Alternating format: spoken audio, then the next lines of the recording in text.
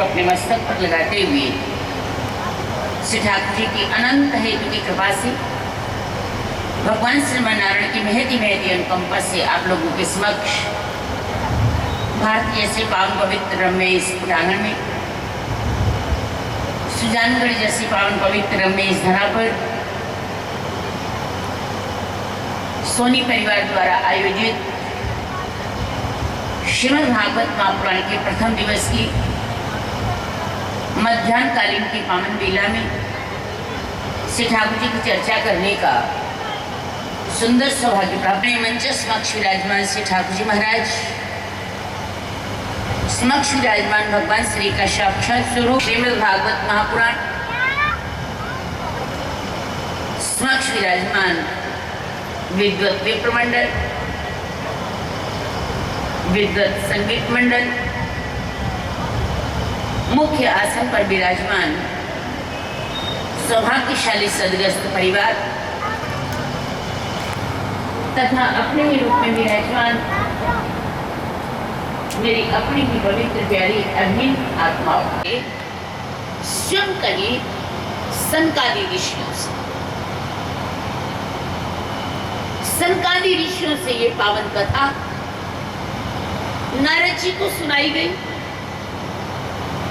यही पावन कथा व्यास जी ने नारद जी को सुनाई। यही पावन कथा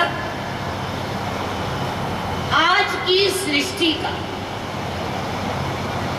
सबसे विस्तार की जो कथा थी, मतलब सतयुग, त्रेता, द्वापर, कलयुग, सृष्टि जब से अब तक बनी, भागवत महापुराण का सबसे बड़ा पंडाल जो लगा और सबसे पहली सृष्टि की जो कथा हुई वो हुई थी निमिषारण्य। सबसे पहली कथा, सबसे पहली कथा जो निमिषारण्य में हुई, और वो पंडाल जो वहां का हुआ ना 278 समझ लेंगे आप। तो तुलसी का गमला थोड़ा इधर 278 एकड़ में तब का पंडाल लगा। और कुछ बस 278 एकड़ का पंडाल लगा था, सबसे बड़ा सृष्टि का पंडाल। जिन्होंने जीवन में नैमिषारण्य तीर्थ के दर्शन नहीं किए, उन्होंने कुछ भी नहीं, ये समझ लो। और आपको एक बात बता दें, सृष्टि की पहली कथा कौन सी थी? पहली कथा सत्यनारायण भगवान की कथा। जो पहली कथा सूत जी ने शंक आदि ऋषियों को वहां पर सुनाई थी। नैमिषारण्य इतना छोटा सा गांव है, आपका एक मोहल्ला बस। और सबसे बड़ा चमत्कारी चक्र तीर्थ नैमिषारण्य में है। जब मैंने उस तीर्थ के दर्शन किए थे पहली बार, दर्शन किए गए आए, तब तक एक अलग बात थी। जब से वहां पर मैंने जाकर के कथा कही ना, कथा कहने के बाद मुझे उस स्थान से एक इतना अजीब सा चुंबकीय अपनापन हुआ कि आज भी मुझे वहां की ताकत अपनी ओर खींचती। इतनी अद्भुत ताकत है उस तीर्थ में। सृष्टि की सबसे पहली कथा सत्यनारायण भगवान की कथा। और जीवन में जब भी कभी जाना ना, तो सत्यनारायण भगवान की कथा वहां के तीर्थ पुरोहित से वहां बैठ करके जरूर सुनो। वहां पर 3 चीजों का महत्व है। एक, सत्यनारायण भगवान की कथा वहां के तीर्थ पुरोहित से सुनना। एक, गीता जी का 18 अध्याय वाला पाठ या स्वयं बैठ के करो और या माँ के ब्राह्मणों से सुनो। और नारायण एक, माँ भगवती जगत जननी ललिता माँ का शक्तिपीठ। और आपने बहुत जगह माँ के शक्तिपीठ देखे होंगे, पर ललिता माँ का जो शक्तिपीठ है ना, वो दाईं और मस्तक और माँ का कंधा झुका हुआ है। ध्यान से दर्शन करना, कभी जीवन में जाओ तो प्रार्थना तो करना भगवान से कि बुलाना हमें। दाईं और झुका हुआ है। पूरी सृष्टि का भार जगत जननी ने अपना हाथ नीचे करके कंधा झुक गया, हाथ के ऊपर उठाया हुआ है।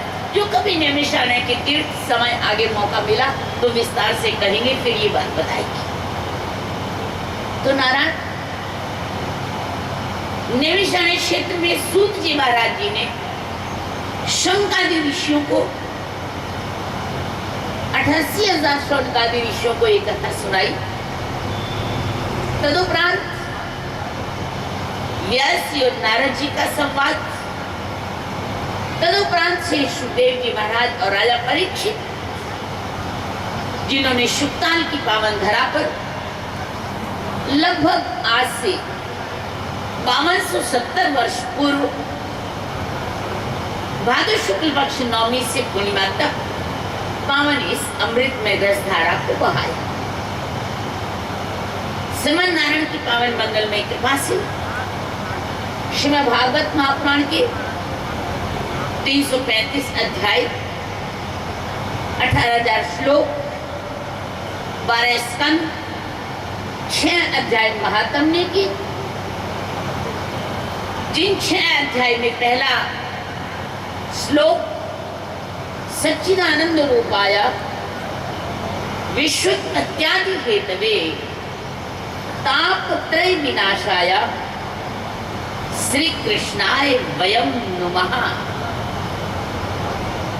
प्रार्थना की भगवान से, नारायण नमस्कृत्यं नरं चैव नरोत्तमं देवी सरस्वती व्यासं ततो जय मुदीरये।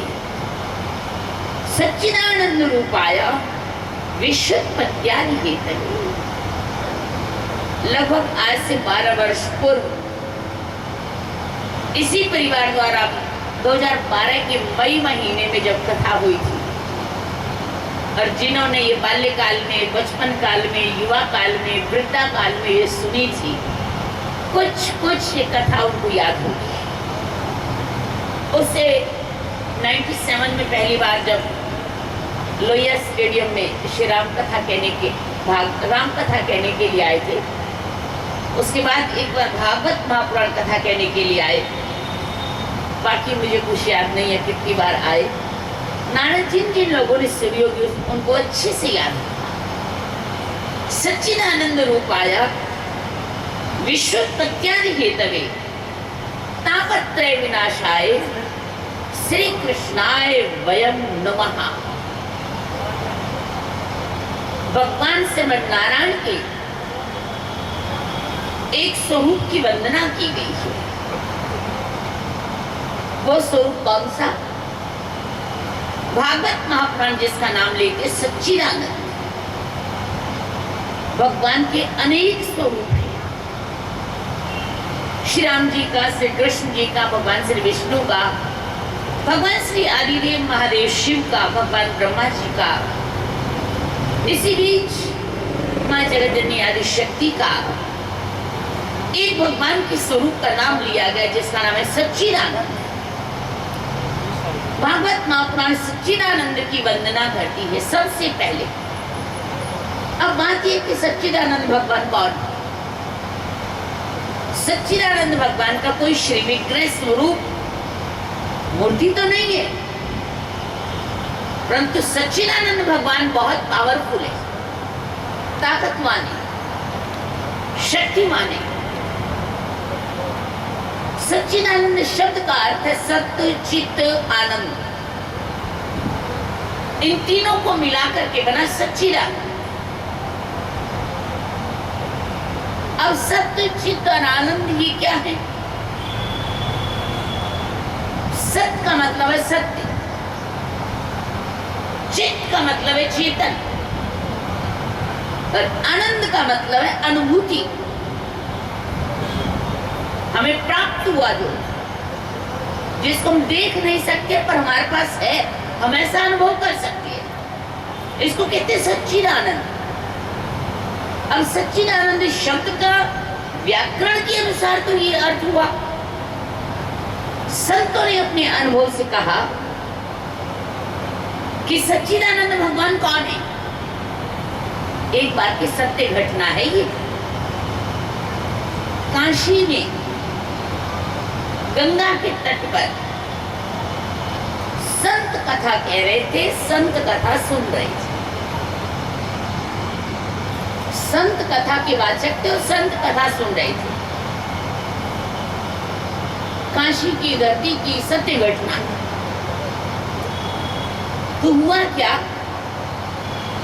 स्वामी अखंडानंद जी महाराज कथा कह रहे हैं, वक्ता, और आनंदमयी मां इसकी यजमान है, श्रोता। नारायण तब ये चर्चा हुई कि सच्चिदानंद भगवान कौन है। कुछ एक साधक जन बैठे थे, उन्होंने पूछा कि सच्चिदानंद कौन है महाराज जी? सच्चिदानंद भगवान कैसे है महाराज जी? महाराज जी भी कुछ मस्त थे। उन्होंने कहा साधक से, भैया कैमरे वालों तुम अपना आना जाना बंद करो, डिस्टर्ब बंद करो और बोलना बंद करो बीच में से। और यजमान परिवार के बच्चे जितने भी हैं उनको उनकी माताएं संभाल के रखे, आना जाना डिस्टर्ब करना बंद करो। श्रीमद् नारायण की पावन मंगल में अनंत हेतु के प्रवासी जब साधक ने महाराज जी से ये पूछा कि सच्चिदानंद भगवान कौन है, महाराज जी ने कहा क्या बताऊं, स्वरूप तो कोई नहीं है। अच्छा ऐसा करो, आंखें बंद करो। आंखें बंद करने के बाद तुम्हें जो दिखाई दे वो ही सच्चिदानंद। साधक भी कच्चा था, पक्का नहीं था। उसने कहा महाराज जी आंखें बंद करूं और यदि संसार का झमेला दिखाई देने लग जाए तो और होता भी ऐसा ऐसा होता है। यदि मैं आंखें बंद करूं और आंखें बंद करते मुझे संसार का झमेला मतलब गाय दिखाई देने लग जाए तो उन्होंने कहा गाय तो चल जाएगा, देखता है। गाय के अंदर भगवान देखो। बोले यदि कुत्ता दिखाई देने लग जाए तो बोले इसमें भगवान देखो। यदि बिल्ली दिखाई देने लग जाए तो, यदि तोता दिखाई देने लग जाए तो बोले उसमें भी भगवान देखो। स्वामी जी ने कहा बात ये नहीं कि जीव कौन सा है, इसका शरीर कौन सा है, ये देखो कि इसको बनाया किसने। जिस तरह से एक्सरे की मशीन ये नहीं देखती ये स्त्री है या पुरुष है, ये बच्चा है या बूढ़ा है, उसका काम है सोनोग्राफी करना, फोटो खींचना। इसी तरह से तुम शरीर ना देखो, शरीर कौन सा है, तुम ये देखो कि इस शरीर को बनाने वाला कौन है। यदि मान लीजिए आपको बिल्ली दिखाई दी, कुत्ता दिखाई दिया, यदि कुत्ता दिखाई दिया तो अपने अंदर वो भावना बनाओ नामदेव वाली। नामदेव ने भी तो भगवान के लिए रोटी बनाई थी, भोग लगाने से पहले कुत्ते ने उठा ली। नामदेव ने अपनी साधना बना लिया उसको, और आज तक जगत उसकी साधना की गीत गा रहा है कि नामदेव ने पकाई रोटी कुत्ते ने उठाई। पीछे घी का कटोरा लिए जा रहे, स्वामी रूखी तो न खाओ, थोड़ा घी तो लेते जाओ, रूप अपना क्यों मुझसे छिपा रहे, तेरा मेरा एक नूर फिर कहे को हजूर, तूने शक्ल बनाई है सवाल की, ऊपर ओढ़नी उड़ा दी है हैवान की, किसी सूझ वाली आंख ने पहचान की, जर्रे जर्रे में है झांकी भगवान की। नेहा मीरा की निराली, पीकर प्रेम की प्याली, ऐसा गिरधर बसाया हर श्वास में। आया जब काला नाग, बोली धन्य मेरे भाग, आज आए प्रभु नाग के लिबास में। धन्य धन्य बलिहारी काले कृष्ण मुरारी, बलिहारी हूं मैं आपके एहसान की, किसी सूझ वाली आंख ने पहचान के, जर्रे जर्रे में है झांकी भगवान। सृष्टि नहीं बदलनी, दृष्टि बदलनी है। तुम ये सोचो कि भगवान मेरे सामने राम रूप में आए और धनुष लेके आए, शायद ऐसा न बन पाए। जो तुम्हारे सामने है अपनी दृष्टि बदलो और उनके अंदर में राम देखो। सृष्टि नहीं बदलनी, दृष्टि बदलनी। सच्चिदानंद रूप आया विश्वोत्पत्त्यादि हेतवे, ये विश्व के बनाने वाले, ये विश्व के चलाने वाले, ये विश्व के मिटाने वाले कौन है? ये तीन नहीं है। विश्व के बनाने वाले मतलब ब्रह्मा जी, विश्व के चलाने वाले विष्णु भगवान, विश्व के मिटाने वाले भगवान महादेव रुद्र। ये ब्रह्मा विष्णु महेश तीन नहीं है, ये तीनों एक है। इनको अलग अलग मत समझना, ये तीनों एक है। यदि हमें जीवन में कभी कभी कोई शब्द हम कह तो देते हैं, पर उसको खरा खरा पक्का पक्का समझ नहीं पाते। हम इन तीनों को अलग समझते हैं, जबकि आप लोगों को आपकी बात याद दिलाए। अभी अभी श्रावण माह गया, 2-3 दिन पहले। श्रावण मास में आप लोगों ने भगवान शिव महादेव जी का जरूर पूजन, अभिषेक, आरती, दर्शन किया हो। महादेव जी के मंदिर में आप जरूर गए होंगे, और आपने हो सकता है पूरे महीना नहीं तो कभी ना कभी एक बार जरूर भगवान महादेव जी की आरती गाई होगी। मेरा मुख्य उद्देश्य आपकी पूजा की गिनती करना नहीं है।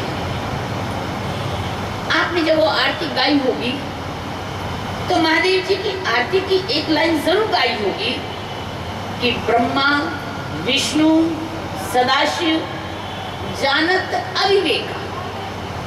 ये लाइन गाते हैं ना हम लोग, ब्रह्मा विष्णु सदाशिव जानत अविवेका। जो इंसान ब्रह्मा विष्णु और महेश को अविवेक छोड़ करके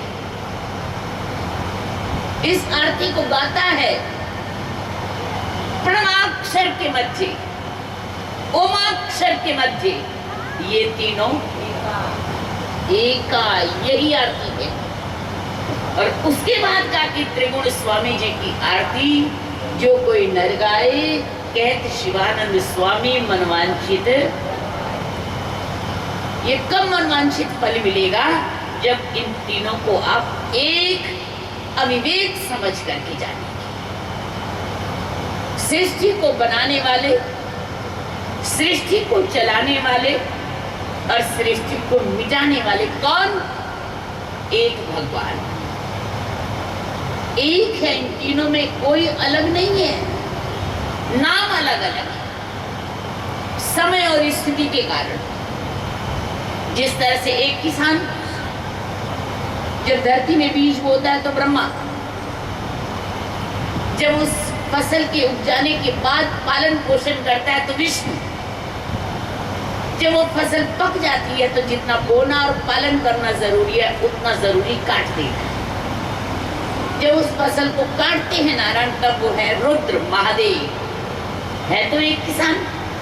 इसी तरह से एक ही भगवान है, सृष्टि को बनाते हैं, सृष्टि को चलाते हैं और सृष्टि को विसर्जन करते हैं। नारायण सच्चिदानंद रूप आया, विश्वोत्पत्त्यादि हेतवे, वे विश्व की उत्पत्ति करने वाले, चलाने वाले, मिटाने वाले।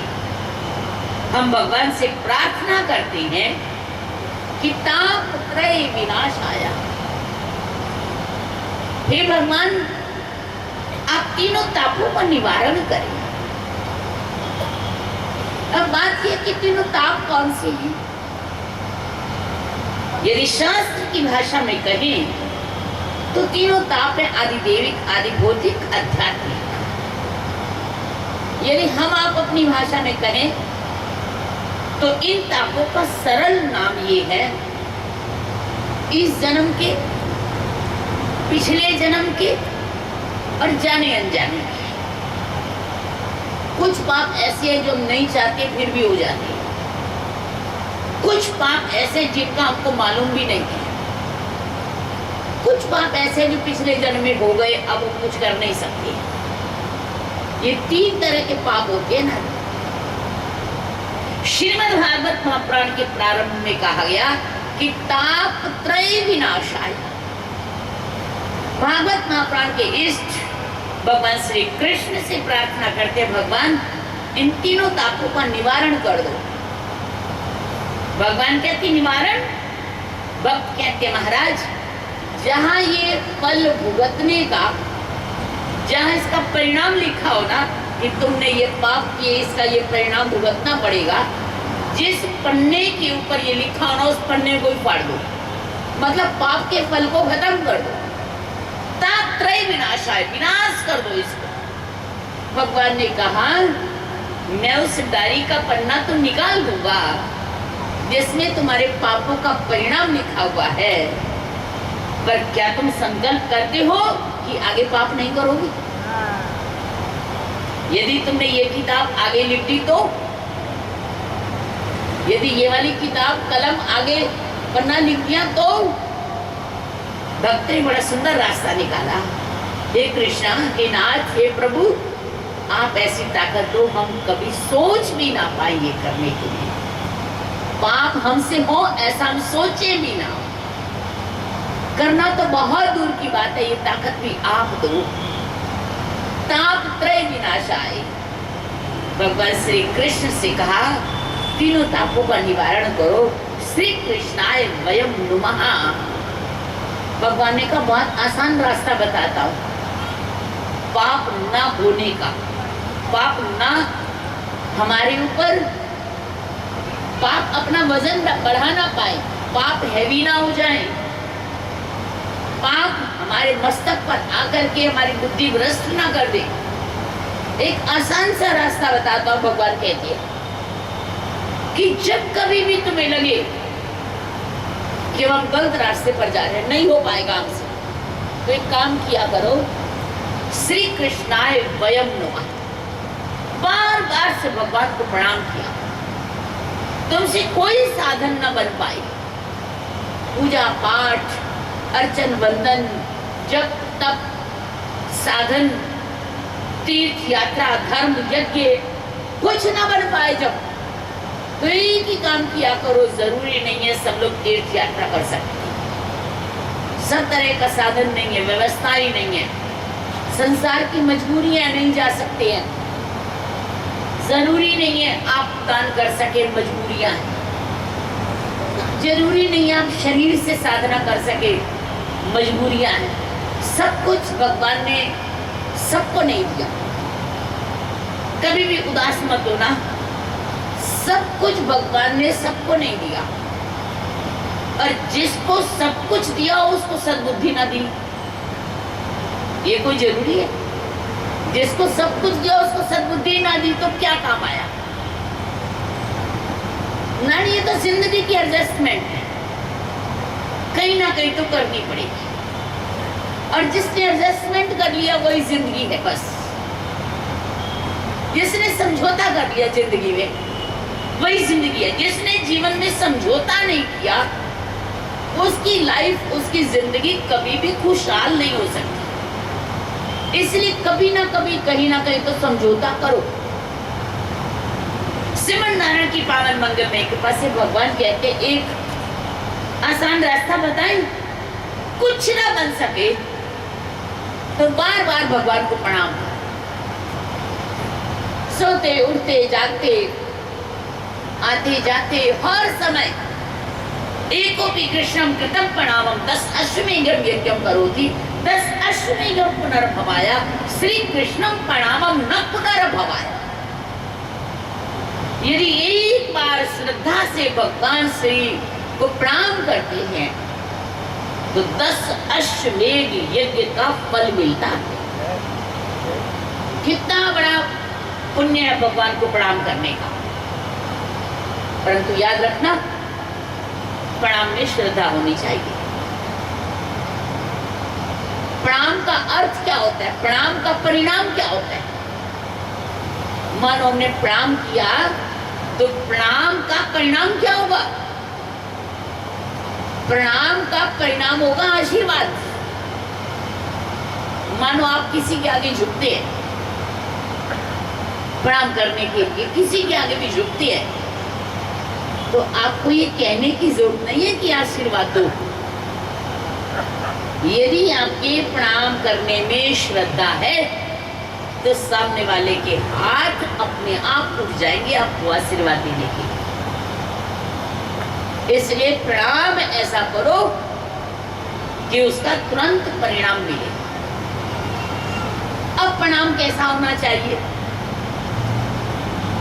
एक प्रणाम होता है नारायण हाथ जोड़ के किया हुआ प्रणाम।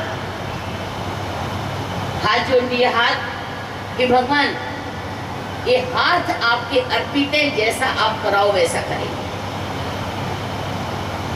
और नारायण एक प्रणाम होता है मस्तक टिका के, मस्तक झुका के। इसका अर्थ होता है भगवान ये बुद्धि, ये मस्तक आपके अर्पित है, आप जैसा चाहें इसको चलाए।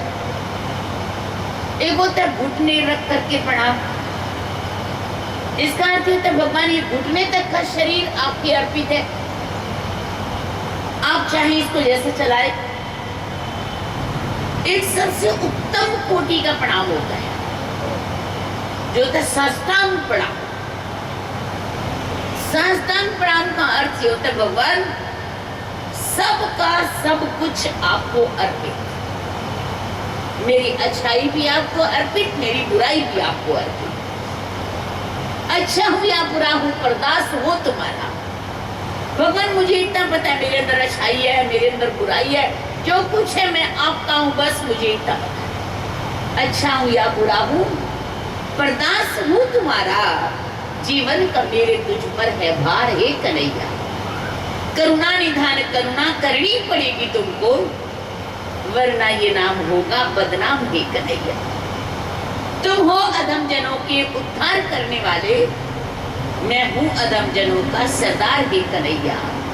ख्वाहिश है मेरी मुझसे दृग्बिंदु रत्न ले लो, बदले में दे दो अपना कुछ प्यार हे कन्हैया। एक अर्ज मेरी सुन लो दिलदार हे कन्हैया, कर दो अधम की नैया भव पार हे कन्हैया। हे कृष्णा, हे नाथ, हे प्रभु, हे नारायण, हे हरि, बस इतनी इच्छा है कि जो कुछ है ये आपके अर्पित है। अब ये पाप की किताब आगे लिखने न पाऊं, ऐसी कृपा कर दो। भगवान श्रीमन नारायण ने जब मार्ग बताया, भगवान के भागवत के श्री कृष्णा के प्रिय भक्तों ने ऐसा विचार किया कि अब इस रास्ते पर चलो। श्रीमद् भागवत महापुराण कहती है, भागवत महापुराण महात्म्य की 5 अध्याय नारायण, जिसमें 3 अध्याय नारद जी की भक्ति माँ से भेंट, भक्ति माँ के दुख को दूर करना और भक्ति माँ के दुख का दूर होना। 2 अध्याय गोकर्ण धुंधकारी उपाख्यान और महात्म्य का 6ठा अध्याय सप्ताह पुराण की विधि। 6 अध्याय में से 1 अध्याय सप्ताह पुराण की विधि, 5 अध्याय महात्म्य की। तो नारायण, जगजननी आदिशक्ति पराम्बा माँ भवानी की मंगलमय कृपा से सृष्टि के प्रारंभ में ऋषि नारद जी ने, जो भगवान के 24 अवतारों में एक अवतार है, इस धरती के सकल तीर्थों की यात्रा करने का मन बनाया। जबकि हमारी ये धरती, इसका नाम है मृत्युलोक, ये धरती सबसे उत्तम तीर्थ है और इसमें अनेक अनेक ऐसे तीर्थ हैं जिनके दर्शन मात्र करने से जीवन धन्य हो जाता है। नारायण, तो एक बार की चर्चा, ऋषि नारद जी इस मृत्युलोक में 68 तीर्थों के दर्शन करने आए। इस दुनिया में 2 तरह के तीर्थ होते हैं, एक होते स्नानीय तीर्थ और एक होते दर्शनीय तीर्थ। स्नानीय तीर्थ उसे कहते हैं जहां जाके स्नान करने से यात्रा पूरी है। जैसे कि गंगा जी, गंगा जी जाओ, हरिद्वार जाओ, स्नान करो, कहीं भी मत जाओ, चाहे यात्रा पूरी। और एक होते दर्शनीय तीर्थ। दर्शनीय तीर्थ का अर्थ होता है जाओ, भगवान के दर्शन करो, उसके बाद चाहे स्नान आप अपने कमरे की व्यवस्था की बाथरूम में करो या घर से करके जाओ, यात्रा पूरी। जैसे कि सालासर भगवान, आप जिस व्यवस्था से भी स्नान करने जाओ, वहां जाके दर्शन करो, यात्रा पूरी। नारायण, एक है स्नानीय तीर्थ, एक है दर्शनीय तीर्थ। अब दर्शनीय और स्नानीय तीर्थ को कैसे करना चाहिए, मर्यादा है कि यदि आप दर्शनीय तीर्थ करने के लिए जा रहे हैं तो दर्शनीय तीर्थ में आप भगवान की मंगला आरती से लेकर के शयन आरती तक पूरे सब दर्शन करो, सुबह से लेकर शाम तक जितने भी दर्शन हैं। और हम दौड़ते दौड़ते जाते हैं, 10 मिनट भी भगवान के सामने नहीं रुकते और अपनी व्यवस्थाओं के साथ दौड़ करके वापस। एक बात बताओ, मान लीजिए आप यहाँ से गए अभी अभी द्वारिकापुरी, अभी रवाना हुए द्वारिकापुरी, कितने घंटे लगे जाने में? 1 दिन या 2 दिन पूरे। 1 या 2 दिन वापस आने में। हम आपसे ये पूछते हैं, अब ये बताओ सच में भगवान के सामने कितनी देर रुके, या भगवान के मंदिर के परिसर में कितनी देर रुके। भगवान के मंदिर का जो आंगन है, मान लीजिए व्यवस्था के अनुसार आपको भगवान के सामने 1-2 मिनट से ज्यादा नहीं रुकने दिया, तो उनके आंगन में कितनी देर रुके, उनके परिसर में कितनी देर बैठे। नारायण कुछ याद नहीं है। आपने भगवान के मंदिर की परिक्रमा कितनी लगाई, कुछ याद नहीं है, समय नहीं है। भगवान की मंगला आरती से लेकर के रात तक की शयन आरती तक के सब दर्शन करो। यदि मान लीजिए स्नानीय तीर्थ हो, स्नान करने वाले तीर्थ हो, जैसे मान लीजिए गंगा जी, तो फिर व्यक्ति को कैसे स्नान करना चाहिए। नियम ऐसा कहता है कि तीर्थ स्नान हमेशा सूर्य उदय से पहले करो, या सूर्य उदय हो रहा हो बस, उसके बाद तो फिर एक ठीक है करना है। मैं आपसे एक राय जरूर दूंगी कि हमारे वाला कर सको तो कर लेना, नहीं तो जो तुम कर रहे हो वो छोड़ना मत। तुम्हारे वाला जो करते हो वो करते रहना। नियम ये कहता है कि स्नान हमेशा सूर्य उदय से पहले करो, और नियम के अनुसार पहले करो स्नान, फिर करो ध्यान, फिर करो दान, फिर करो पान। पहले तुरंत स्नान करते ही आप गंगा जी के जल के अंदर खड़े होकर के भगवान का ध्यान करो। 1 मिनट, आधा मिनट, 2 मिनट, 5 मिनट, जितना आपसे बन पाए, यह व्यवस्थाएं आपको जितनी इजाजत दे। भगवान का धन्यवाद करो कि आपकी कृपा से ये हमसे तीर्थ बन पाया।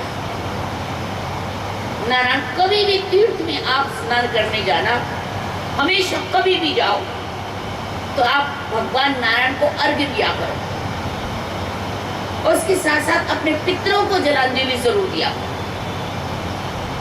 क्योंकि आपके पितर इंतजार करते हैं कि हमारे बच्चे बालक जाएंगे और हमें जल देंगे। पितरों की एक मजबूरी है, उनके हाथ बंधे हैं, वो अपने हाथ से पानी नहीं पी सकते। वो आपको दुआएं तो दे सकते हैं पर अपने हाथों से पानी नहीं पी सकते, इसलिए वो आपके जल की इंतजार करते हैं।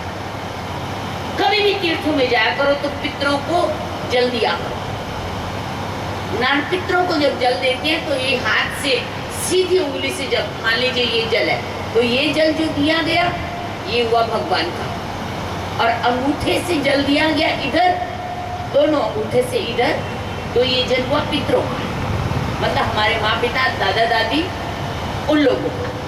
और यदि मान लीजिए नाना नानी पक्ष की जिम्मेवारी है तो नारायण इस जल से वापिस, जिधर हम घड़ी बांधते हैं, इस अंजलि से वापिस ये जो जल दिया गया ये नाना नानी का। और मान लीजिए कुछ लोग ऐसे हैं जिनका आपके साथ कोई जानकारी नहीं है, अनाथ है, यदि उनका भी चाहते हो तो उद्धारो, तो मुट्ठी करके उसको बीच में से खोल दो। ये उन लोगों के लिए है जो चाहते हैं हमारा उद्धार हो पर उनका कोई अपना नहीं, जो अनाथ है वो इंतजार कर रहे हैं। कभी कभी उन लोगों के लिए ये मुट्ठी है, इसको बीच में से खोल दो, ये जल निकल जाएगा। वो उन लोगों का है जिनका आपको नाम नहीं पता, जो आपको नहीं जानते, जिनको आप नहीं जानते। नान तीर्थ में जाके हमेशा पितरों को जल दिया करो। जिस तरह से पानी में मीन प्यासी रे, मोए सुन सुन आवत हासी। पानी में रहने वाली मछली पानी के बिना हमेशा प्यासी तड़पती है, जबकि उसका जीवन जल है। मछली का जीवन जल है, पर जल में रह करके मछली पानी के बिना प्यासी है। क्यों? क्या कारण? क्या मछली पानी पीती नहीं है? क्या उसको पीना नहीं आता, या पी नहीं पाती? कितने प्रश्न है उसके जीवन में। सही मायने में तो मछली को पानी पीती तो है पर उसको पीना नहीं आता। दुनिया वालों, जीवन तो मिला पर जीवन जीना नहीं। मछली को पानी तो मिला पर पानी पीना नहीं है। मछली पानी पीती है पर कारण क्या? प्यास नहीं बुझती। कुदरत ने मछली के कंठ में एक छेद बनाया और उस छेद के ऊपर मछली की चमड़ी जैसा एक पतला सा पर्दा ढक दिया और उसके शरीर की बनावट ऐसी बनाई कि जब भी मछली पानी पीने के लिए मुंह खोलती है तो कंठ वाला पर्दा जो है ना वो खुल जाता है। कंठ वाला पर्दा खुलते मुंह से पानी पिया और कंठ से बाहर। जब अंदर ही नहीं पानी जाएगा तो प्यास क्या बुझेगी? इसलिए मछली पानी में रह करके पानी के बिना प्यास। अब वो पानी पिए कैसे? पानी उसके अंदर जाए कैसे? मतिवानों ने, विद्वानों ने कहा मछली पानी में ऐसे सीधा चलती है, इस तरीके से। जब कभी अनजाने में वो बेचारी मछली पानी में ऐसी उल्टी डाई लगाती है, ऐसे करके उल्टी चलती है, तो नारायण उस समय कहीं भूल से उसका पानी पीने के लिए मुंह खुल जाए। पानी पीने के लिए मुंह खुल जाए तब उसका कंठ वाला पर्दा खुल नहीं सकता। वो कभी भूल से कभी कभी एक आध बूंद उसके अंदर चली जाती है, पर अनजान को पानी पीने का तरीका नहीं पता, पानी कैसे पिया जाता है, और ना ही उसे कोई समझाने वाला और ना ही उसके समझ में आने वाला। इसलिए कहते कि पानी में मीन प्यासी रे, मोहे सुन सुन आवत हंसी।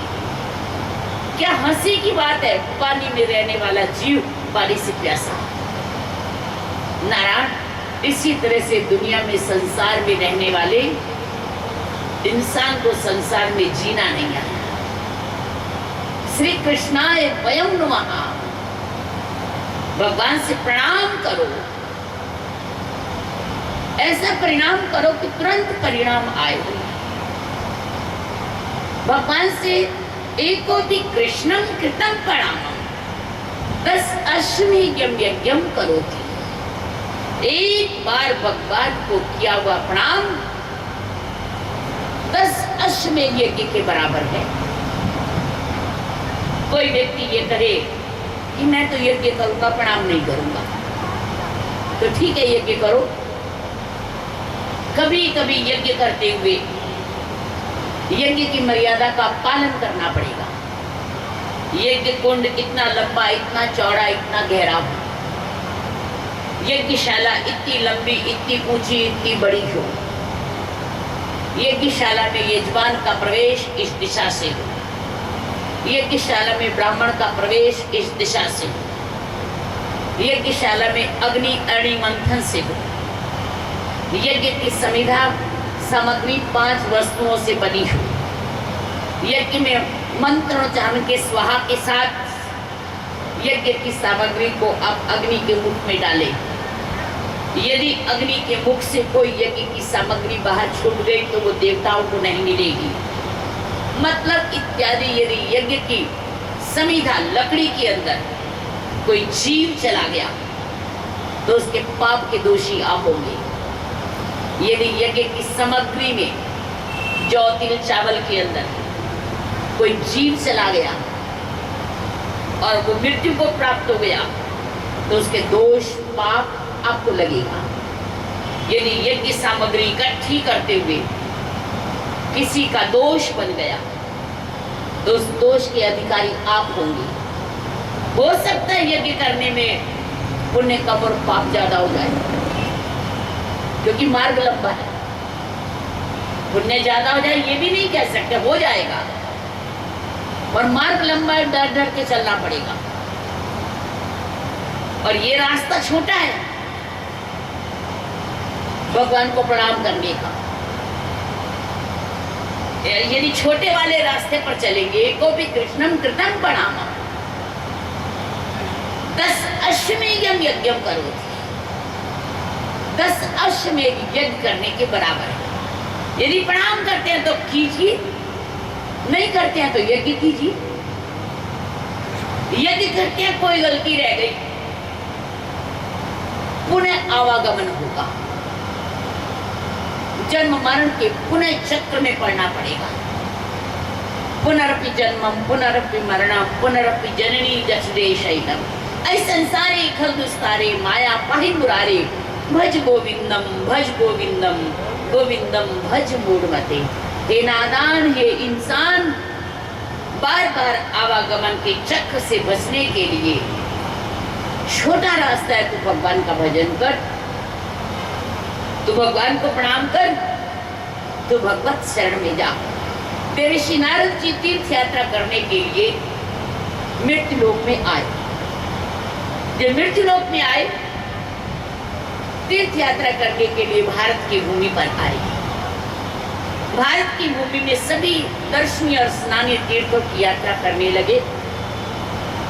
नारायण इसी बीच उन्हें याद आई, भारत की दो ऐसी नदियां हैं जिन्हें लोग श्रद्धा से माँ कहते, माँ मैया, क्यों ना उन तीर्थों के दर्शन करें। तो नारायण देवर्षि नारद सभी तीर्थों के दर्शन करते हुए गंगा और यमुना के पावन तट पर गए। कभी कभी जीवन में इंसान की मजबूरियां तीर्थों में स्नान नहीं करने देती, कुछ शरीर की मजबूरियां, जब मानो आलस के कारण नहीं, ये बात याद रख लेना, मजबूरी के कारण तीर्थ में स्नान ना कर सको तो तीर्थ के जल को शरीर के 5 अंगों से छुआ लो, हाथ से, पांव से, मुख में जल डालकर, नेत्रों में और मस्तक पर 5 जगह यदि आपके शरीर को जल स्पर्श कर लिया तो आपका तीर्थ स्नान के बराबर पुण्य हो गया। परंतु मजबूरी के कारण, आलस नहीं, मजबूरी में, मान लीजिए किसी मजबूरी के कारण आप देवालय के देवता के दर्शन नहीं कर पा रहे, भगवान के दर्शन नहीं कर पा रहे, आलस नहीं, मजबूरी के कारण, तो देवता के मंदिर के गुंबद या ध्वजा के दर्शन कर लो, या देवता के मंदिर की चौखट को प्रणाम कर लो, तो देवता के दर्शन के बराबर फल मिलेगा। देवर्षि नारद जी कहीं कहीं देव दर्शन करते हैं तो कहीं कहीं दूर से प्रणाम करते हैं। गंगा के तट पर गए, गंगा जी के जल का आचमन किया, गंगा जी के जल को प्रणाम किया, गंगा जी के तट को प्रणाम किया और वहां से यमुना जी के दर्शन करने गए। जब यमुना जी के दर्शन करने गए, यमुना जी के तट पर पहुंचने से पहले से धाम वृंदावन पहुंचे। जब भी कभी तीर्थ यात्रा करने जाओ तो तीर्थ में मुख्य द्वार बना होता है। द्वार में जब प्रवेश करो तो कोशिश किया करो 1 मिनट रुक करके प्रणाम करके भगवान से आदेश लेकर के अंदर जाया करो। भगवान आपके धाम के दरवाजे में प्रवेश कर रहे हैं, आज्ञा दो, मानसिक रूप से आज्ञा दिया, उसके बाद अंदर प्रवेश किया करो। देवर्षि नारद से धाम वृंदावन में प्रवेश करते ही रज को प्रणाम करते हैं, ब्रिज रज को, वृंदावन की रज को प्रणाम करते हैं। जैसे यमुना जी के तट पर गए, रेणु कणों को प्रणाम किया, नन माटी को प्रणाम किया, तट की माटी को। तदुपरांत यमुना जी के जल का आचमन किया। यमुना जी के जल को पहले मस्तक से लगाया,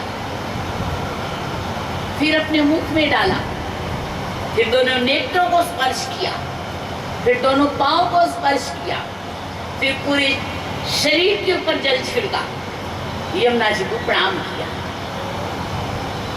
पुलकित हुआ शरीर, प्रफुल्लित हुए, मन में आनंद हुआ। तदुपरांत देवर्षि नारद जी वहां से नारायण नारायण नारायण करते हुए आगे बढ़े। जैसे नारायण नारायण करते हुए आगे बढ़े तो नारायण एक बात हमेशा याद रखना, जब कभी भी आप नारायण नाम का संकीर्तन करते हैं तो नारायण भगवान की जिम्मेवारी होती है वो उसके आसपास होती है। जब भी कभी तीर्थ में जाया करो ना, 1 मिनट 2 मिनट 5 मिनट जो भी आपके इष्ट हैं उन इष्ट का नाम जरूर संकीर्तन किया करो, नाम बोला करो, ताकि वो भगवान की जिम्मेवारी आपको आकर के इर्द गिर्द संभाले। ऋषि नारद जी वहां से चले, जब नारायण नारायण नाम का संकीर्तन करने लगे, नारायण नारायण श्रीमन नारायण नारायण नारायण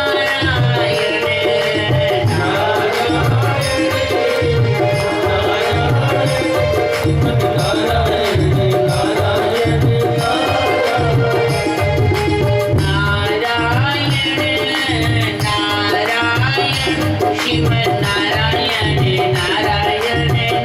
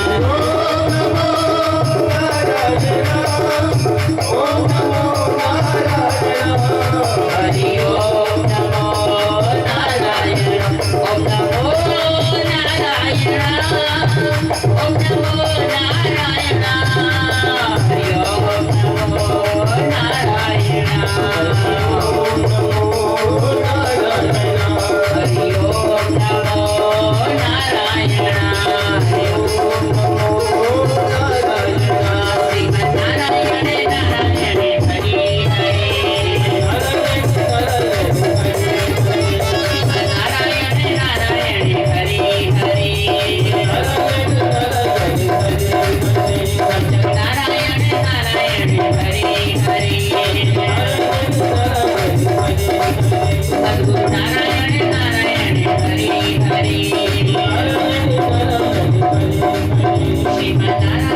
नारायण हरि हरि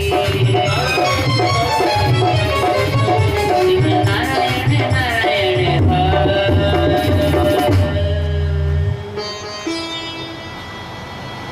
बोली नारायण भगवान की।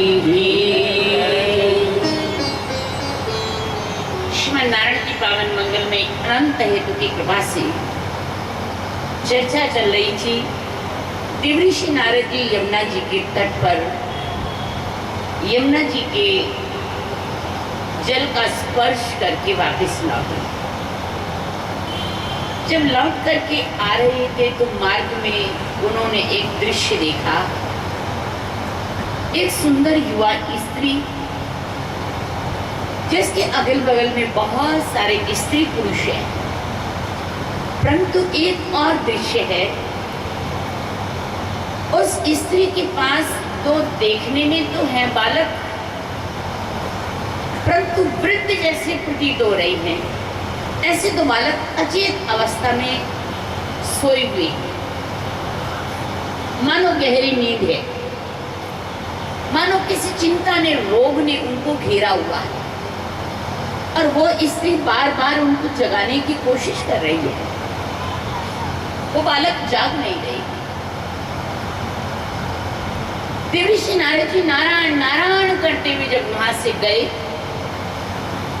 तो उस स्त्री ने जब नारायण शब्द सुना तो उनके मन में शांति हुई। आपको एक बात बता दें, माना की कथा समझ में ना आए, पक्की बात है।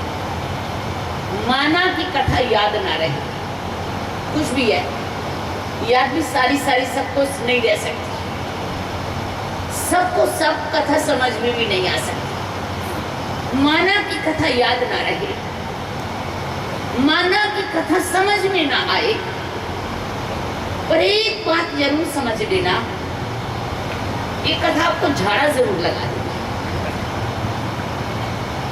जैसे मान लीजिए आपका बालक रोने लग जाए, या कभी कभी आपको भयानक सिर दर्द, बुखार या कोई ऐसी बीमारी हो जाए। आपको याद है कितने बड़े से बड़े डॉक्टर को दिखा लो, पर दादी और माँ तो ऐसी ताकत है जो अपनी दवा किए बिना बिल्कुल नहीं मानेगी। वो क्या कहेंगी, ये कर लो, ये कर लो, ये कर लो। जब कुछ नहीं होगा तो कहेंगी झाड़ा लगवा के आओ। ये दादी और माँ, ये अपनी दवाई किए बिना कभी नहीं मानती। जब आप उनके कहने से झाड़ा लगवाने जाते हो, कहीं भी मंदिर में, देवालय में, शिवालय में, आदमी पंडित जी के पास, महाराज जी के पास, अपने आप को या अपने बालक जब झाड़ा लगवाने जाते हो, मेरी तो बहुत श्रद्धा है झाड़े से, मेरी श्रद्धा है नारायण, क्योंकि हम संतों की परंपरा है धोने की, आसन की, झाड़ा लगाने की, मोरपंख की, हमारी परंपरा है ये वाली।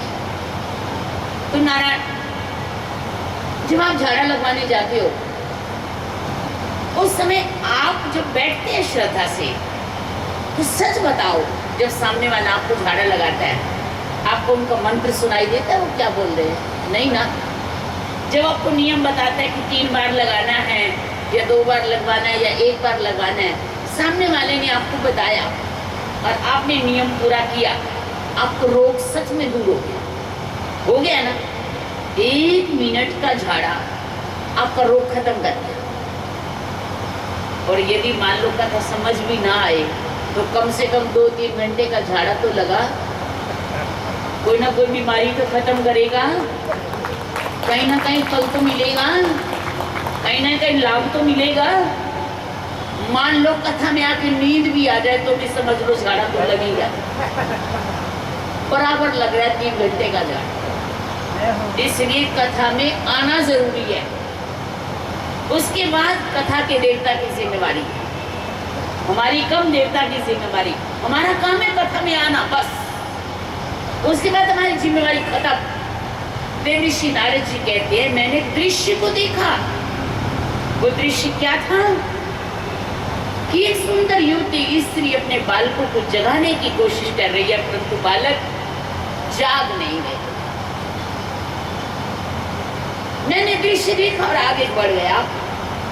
उस स्त्री ने मुझे पुकारा जब हम आगे निकल गए, वो साधु तिस्ता तिस्ता तिस्ता, महाराज जी रुको रुको रुको।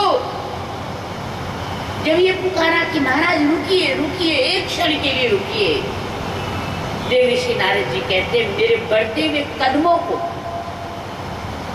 उस स्त्री के संबोधन ने रोक दिया।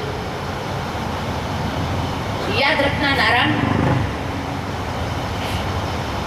आप कौन हैं ये अहमियत नहीं है। बात ये है कि आपका संबोधन क्या है।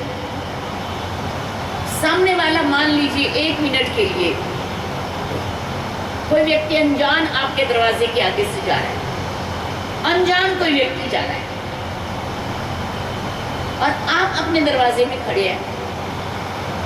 यदि आप दरवाजे में खड़े हैं, आप आपके मन में सोच रहे हैं ये व्यक्ति तो ऐसे जैसे चोर हो। पर आपको एक बात बताऊं, वो व्यक्ति चोर हो या ना हो, आपके मन में चोर जरूर आ गया, आपका मन चोर जरूर बन गया, हो गया ना।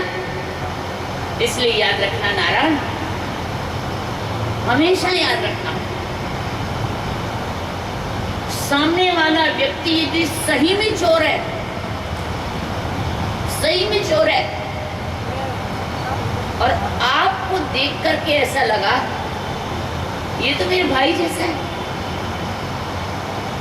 वो चाहे चोर हो पर वो आपके लिए भाई बन जाएगा। इसलिए सामने वाले के ऊपर नहीं, बहुत सारे रिश्ते अपने ऊपर कायम होते हैं। आप उनके साथ कैसा रिश्ता बना रहे हैं। नारायण देवर्षि नारद जी को देख करके उस स्त्री ने क्या पुकारा, वो साधु तिष्ठा, महाराज जी 1 मिनट के लिए रुकिए, 1 मिनट के लिए रुकिए। नारद जी सोचने लगे इस स्त्री ने हमें वस्त्रों को देख के साधु कहा, अब हम इसको क्या बुलाएं, क्या संबोधन दे, अब हम इसको क्या रिश्ता कौन सा बनाए। अंत में विचार करके नारद जी कहते हैं, हमने उससे कहा मां आप कौन है, क्योंकि नारायण स्त्री कन्या जन्म से लेकर के अंत तक मां शब्द की अधिकारी है। कन्या जब जन्म लेती है तो हम कहते हैं दुर्गा आ गई, लक्ष्मी आ गई। कन्या जब बड़ी होती है तो दुर्गा लक्ष्मी है ही, कोई कन्या बड़ी होती है तो गौरी है, कोई कन्या बड़ी होती है विवाह करके जाती है तो ससुराल घर में लक्ष्मी है, कोई बालक को जन्म देती है तो माँ है, कोई बड़ी होती है तो दादी माँ है। वो जन्म से लेके अंत तक माँ शब्द की अधिकारी है। और माँ शब्द बड़ा आदरणीय है, वंदनीय है। माँ शब्द बड़ा ममता और सम्मान का सूचक है। माँ शब्द बड़ा गौरव से भरा हुआ है।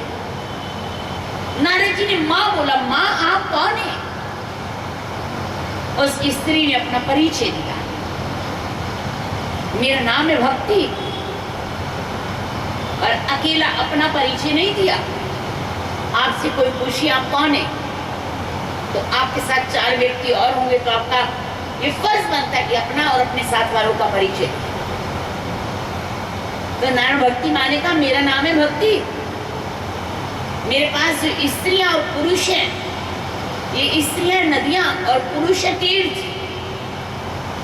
सकल धरती के तीर्थ और नदियां, स्त्री और पुरुष मेरे पास है। और मेरे सामने जो 2 देखने में बालक परंतु वृद्ध जैसे प्रतीत होते हैं, ये दोनों मेरे बालक, मेरे पुत्र हैं, ज्ञान और वैराग्य। तब देवर्षि नारद जी ने कहा, मां ये कैसे अजीब बात, ये कौतूहल कैसा, आप युवा और बालक बूढ़े, आप स्वस्थ और बालक रोगी। भक्ति माने का नारद यही दुख की बात है। क्या जीना उस माँ पिता का जिसके देखते देखते उनके बच्चे बीमार हो जाए, उनके बच्चे रोगी हो जाए। क्या जीना उस माँ पिता का जिसके देखते देखते बच्चे मजबूर हो जाए। वैसे बात तो कड़वी है, परंतु कहीं मजबूरी की बात है। बात कड़वी है भाई, कहीं सच है कहीं पर। इस दुनिया में, इस संसार में जवान के कंधों पर बूढ़े चले जाए, दुख की बात तो है, पर कहीं हजम हो जाएगी, सच है। कोई खास बात नहीं है, होती चली आई है। इस दुनिया में जवान के कंधों पर बूढ़े चले जाए, दुख की बात तो है, पर कोई अनहोनी नहीं है, सहन हो जाएगी। पर उस होनी को कैसे सहन करें जब बूढ़ों के कंधों पर जवान चले जाए। पर करें क्या, बहुत मजबूरी है, मुश्किल से सहन करना पड़ेगा। आज भक्ति माँ कहती है, नारद जी साधु पुरुष, मेरे दिल के दर्द को कोई जान सकता है जिसके देखते देखते उसके बच्चे बीमार हो जाए। महाराज मैंने इसलिए आपको पुकारा है, इसलिए आपको बुलाया है महाराज, आपके नारायण शब्द के सुनने से मेरे मन में शांति मिले। कुछ ऐसा कीजिए जो मेरे बालक ठीक हो जाए। डॉक्टर सारे बढ़िया मान लिया, परंतु नारायण बढ़िया अनुभवी डॉक्टरों से कहते हैं, जो पेशेंट के आने के बाद रोगी जब आए ना, तो रोगी से ये नहीं पूछेंगे रोग कब हुआ, वो ये कहेंगे कब हुआ और क्या क्या इलाज लिया, ये बता, इतने दिन से अब तक इलाज क्यों नहीं कराया। मान लीजिए आप डॉक्टर के पास गए, कब 5 दिन से बुखार है, तो डॉक्टर साहब आपसे ये पूछेंगे 5 दिन दवा लेने क्यों नहीं आया, कब से अब तक क्या किया, पिछला इतिहास बताओ। तब आप कहेंगे डॉक्टर साहब एक दिन तो क्रोसिन खा ली, एक दिन डाइक्लोजिन खा ली, एक दिन पैरासीटामोल खा ली, एक दिन क्रोसिन खा ली, 4 दिन हो गए, जब बुखार नहीं उतरा तो 5वें दिन आपके पास आए। डॉक्टर साहब कहते हैं ये छोटी छोटी दवा खाने से 4 घंटे बुखार उतरेगा, छोटी छोटी दवा खाने से 4 घंटे बुखार उतरेगा। लंबा इलाज कराओ, लंबा मतलब पूरा कोर्स लो तब बुखार उतरेगा। देवऋषि नारद जी ने भक्ति माँ से पूछा, माँ ये बताओ पहले तो आपका जन्म कहाँ हुआ, फिर आपके बच्चों का जन्म कहाँ हुआ, फिर आप युवा और बालक रोगी कैसे हो गए। तब भक्ति माँ ने बताया, मेरा जन्म दक्षिण भारत में हुआ। भगवान ने मुझे कर्नाटक में जाने के बाद 2 उपहार दिए। क्या? संतान। याद रखना नारायण, संतान भगवान के उपहार है। हमारी जो संतान है ना, पुत्र कन्या, ये भगवान का उपहार है, गिफ्ट है। भगवान हमारे ऊपर खुश होते हैं जब ये गिफ्ट देते हैं हमें। अब भगवान गिफ्ट देते हैं, प्रसाद देते हैं, कभी कभी कोई कड़वा निकल आता है, कभी कभी कोई मीठा निकल आता है।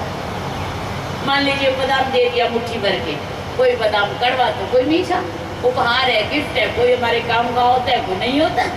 संतान है, कोई सेवा करती है, कोई नहीं भी करती। ये तो गिफ्ट है नारायण। अब पैकेट बंद है तो क्या पता खुलने के बाद अंदर कैसा निकले। ये संतान किस्मत की है नारायण। सेवा करे करे ना करे ना करे, कहना माने माने ना माने ना माने, समझौता करो जिंदगी से। श्रीमन नारायण की मंगलमय कृपा से देवऋषि नारद कहते हैं, ये बताओ माँ, ये बालक आपको उपहार में जब मिले उसके बाद क्या हुआ। माँ कहती है, महाराष्ट्र में गई, सम्मानित हुई। भक्ति माँ महाराष्ट्र में गई, सम्मानित हुई। वहां से गुजरात प्रदेश में जब आई, भक्ति माँ कहती है, मैं भी बूढ़ी हो गई, मेरे बालक भी बूढ़े हो गए, रोगी हो गए। मैं गुजरात प्रदेश से जब सिद्धाम वृंदावन में आई, मैं तो युवा हो गई, मेरे बालक रोगी के रोगी, मेरे बालक स्वस्थ नहीं हुए। तब देवऋषि नारद जी ने कहा, मां मैं आपके बालकों को स्वस्थ कर दूंगा। एक संत ने, एक साधु ने संकल्प कर दिया, आपके बालकों को स्वस्थ कर दूंगा। मां चिंता मुक्त हो गई।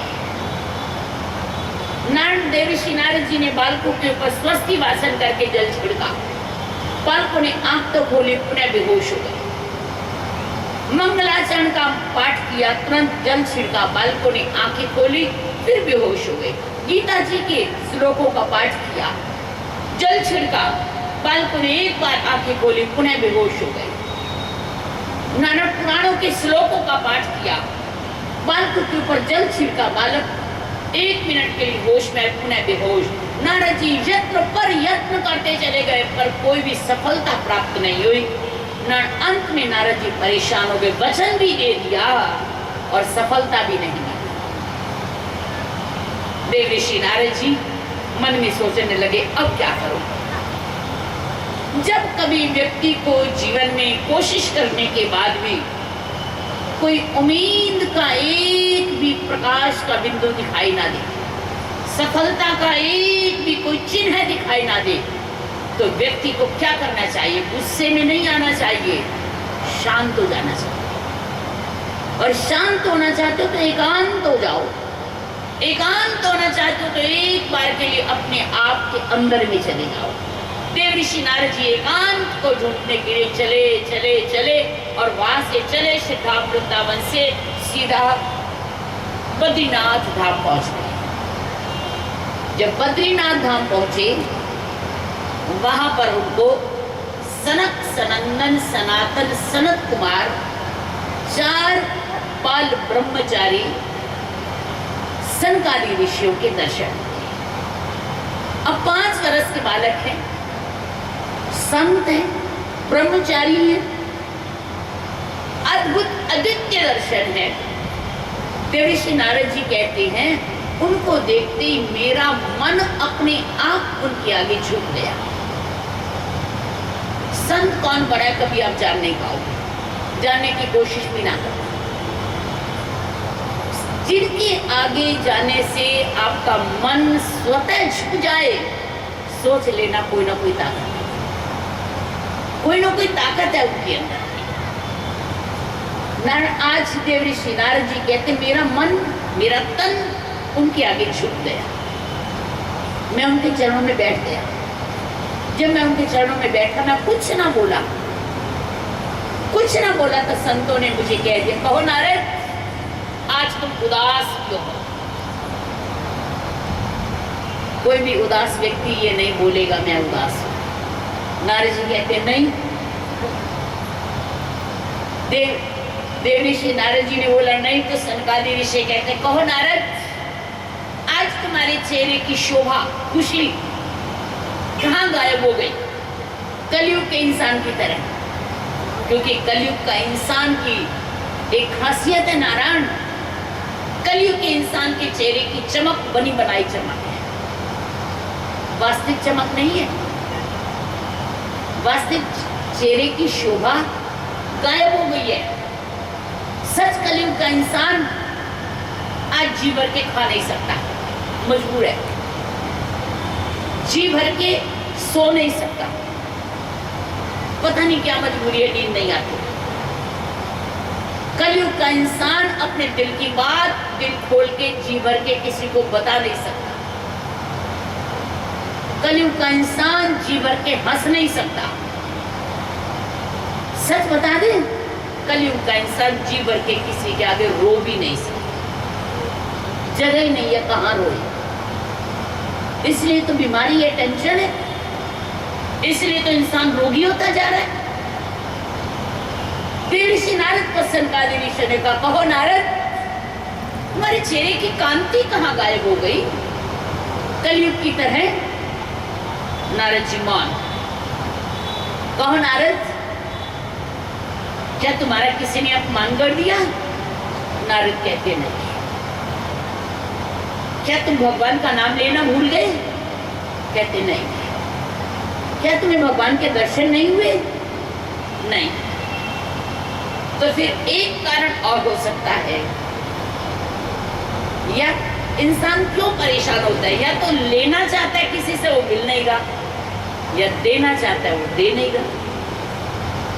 क्या तुम भगवान का नाम लेना चाहते, ले नहीं पाए? ऐसा बोले नहीं। क्या तुम किसी को देना चाहते थे, दे नहीं पाए? नारद जी बोले नहीं, मौन हो गए। सनकादि समझ गए कि दुख इसके आसपास है।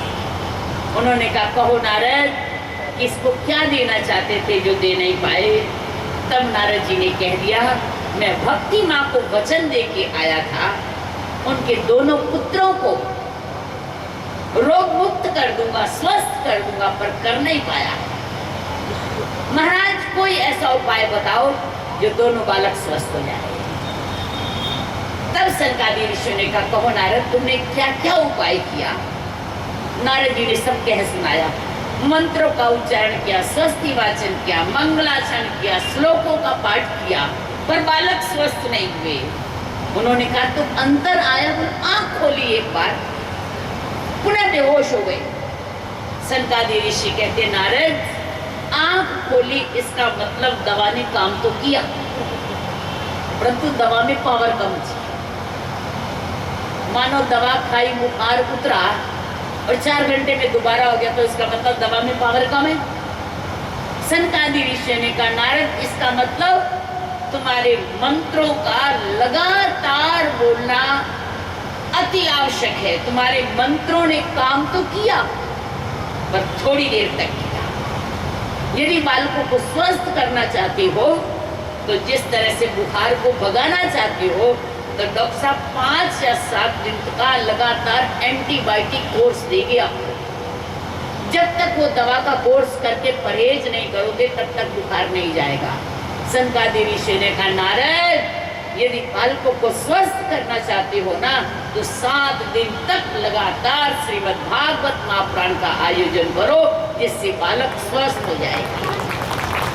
नारायण इतना सुनते देव ऋषि नारद जी कहने लगे, महाराज, सबसे मुश्किल कार्य है श्रीमद् भागवत महापुराण का अनुष्ठान करना।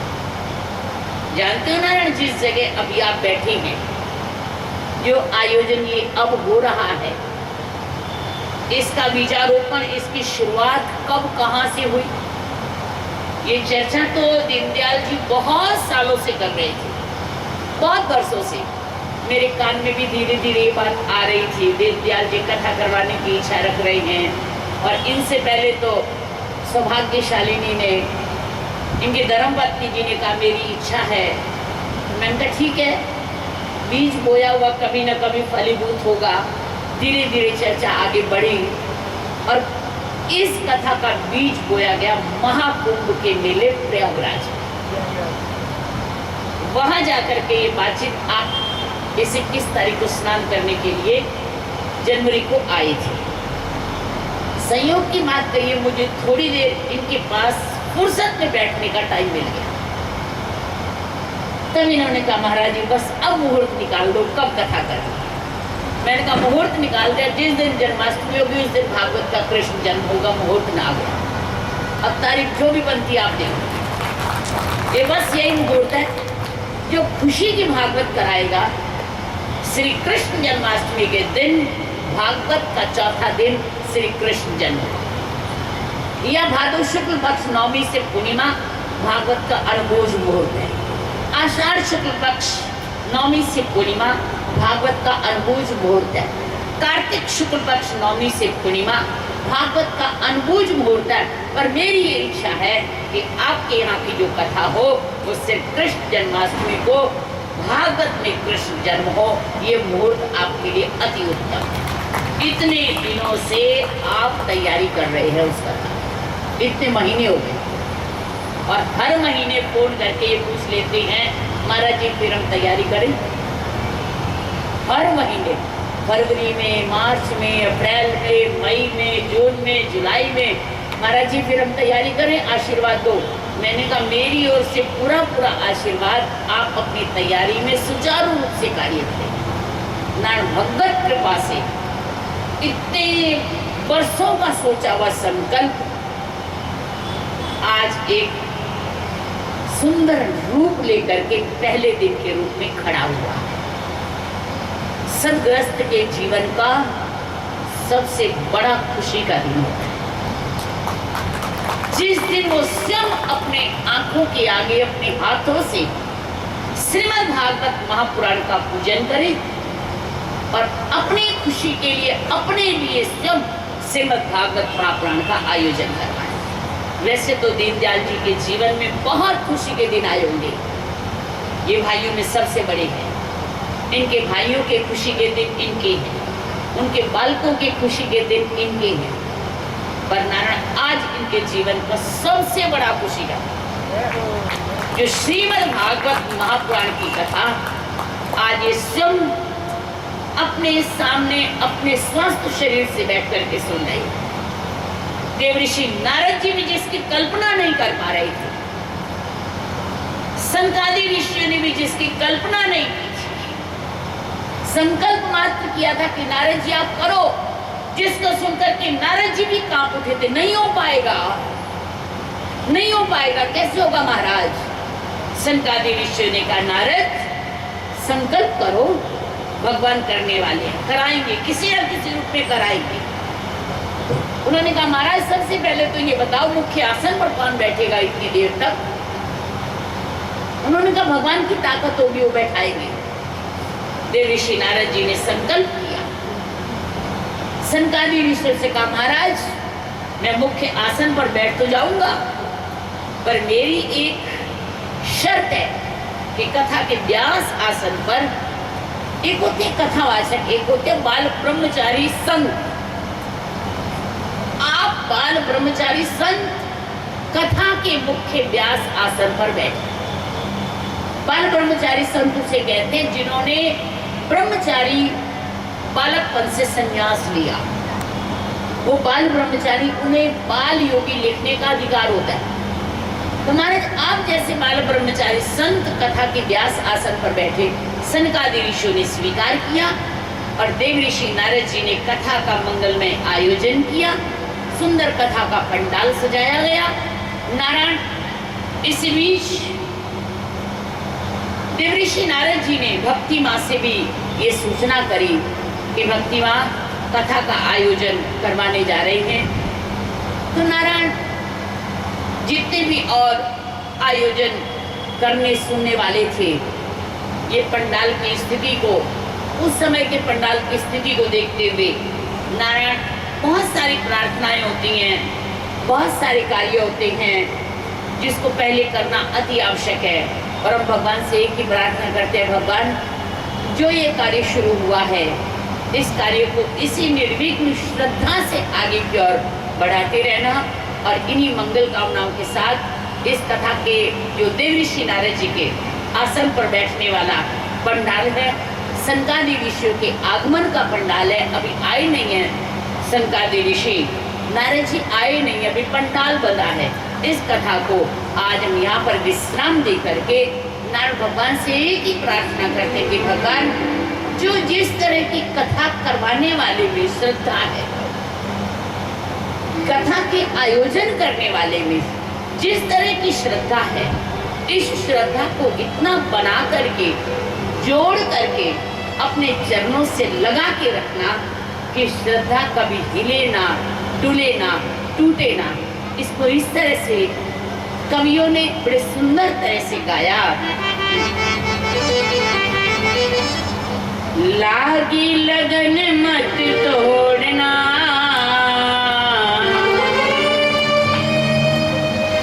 लागी लगन मत तोड़ना, हरि जी मेरी लागी लगन मत तोड़ना।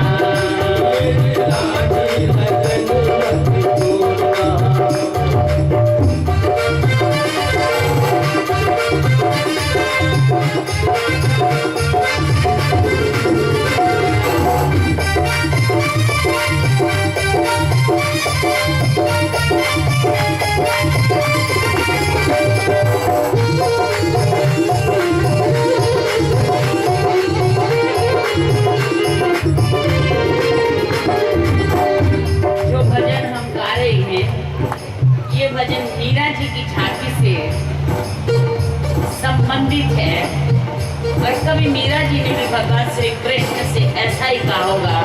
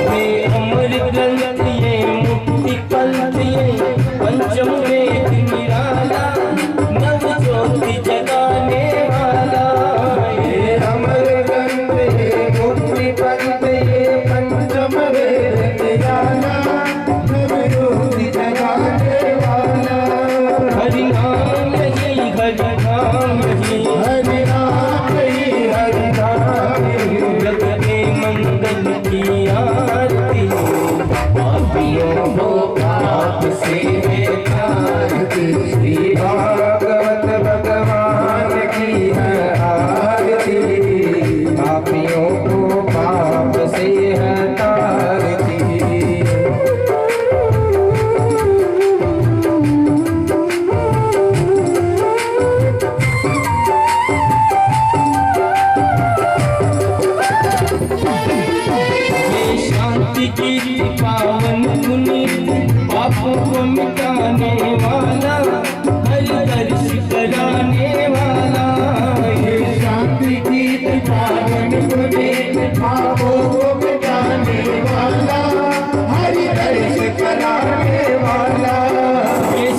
करनी है करनी है सुख करनी है दुख हरनी श्री मधुसूदन की आरती पापियों को पाप से बेकार श्री भागवत भगवान की है आरती पापियों को पाप से हटारती